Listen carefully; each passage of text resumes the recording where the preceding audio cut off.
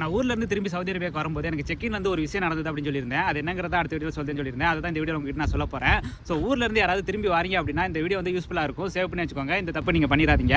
So அப்படி என்ன நடந்துன்னு சொல்கிறதுக்கு முன்னாடி என்னோட ஃப்ளைட் டைம் என்னங்கிறத சொல்லிடுறேன். எனக்கு வந்து ஏர் இந்தியன் எக்ஸ்பிரஸில் காலையில் 7 மணிக்கு ஃப்ளைட் போட்டிருந்தாங்க. ஸோ நான் எப்பவும் போல செக்கினுக்கு ஒரு 5 மணி இல்லை 5:30 போனால் போதும் அப்படின்ட்டு நான் அங்கே போயிருந்தேன்.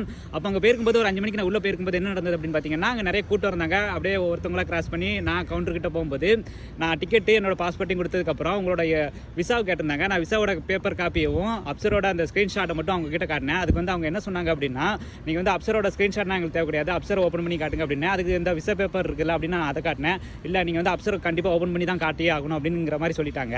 ஸோ எனக்கு மட்டும் தான் அப்படி சொன்னாங்களா அப்படின்னு பார்த்தீங்கன்னா, இல்லை நிறைய பேருக்கு அப்படி தான் சொல்லியிருந்தாங்க. ஸோ சில பேர் ஆல்ரெடி அப்சர் வந்து அவங்க ஓப்பனில் வச்சிருந்தது அப்படிங்கிறதுனால அவங்க வந்து அதை காட்டினாங்க.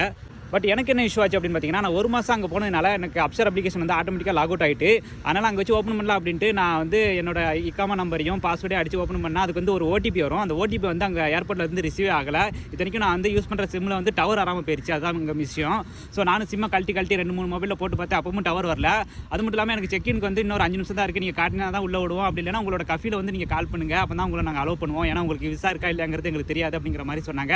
அப்புறம் ஒரு வழியாக நான் தட்டி தருமி போராடி எப்படியோ ஓடிபி வர வச்சு நான் அப்சர் ஓப்பன் பண்ணிட்டேன். ஓப்பன் பண்ணி காணிச்சதுக்கப்புறம் தான் எனக்கு செக்கின்ல வந்து போர்டிங் பாஸே கொடுத்தாங்க. போர்டிங் பாஸ் கொடுக்கும்போது நான் என்ன காரணம் அப்படின்ட்டு நான் அவங்ககிட்ட கேட்டதுக்கு அவங்க என்ன சொன்னாங்க அப்படின்னா, உங்களுக்கு விசா இருக்கா இல்லையாங்கிறது எங்களுக்கு தெரியாது.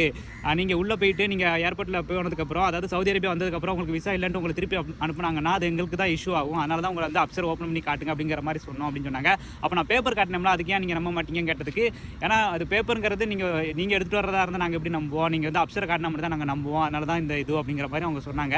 ஸோ எனக்கு இது ஃபஸ்ட் டைமாக இப்படி திருவனந்தபுரத்தில் நடந்தது. ஆனால் என் ஃப்ரெண்டு மதுரையிலேருந்து சென்னையிலேருந்து தான் வந்தாங்க. அவங்களுக்குலாம் இந்த இஷ்யூனா ஆகலை. அவங்க வந்து பேப்பர் காட்டுறதுக்கு விட்டுட்டேன் அப்படின்னு சொன்னாங்க. ஆனால் திருவனந்தபுரத்தில் மட்டும்தான் எனக்கு இப்படி நடந்தது.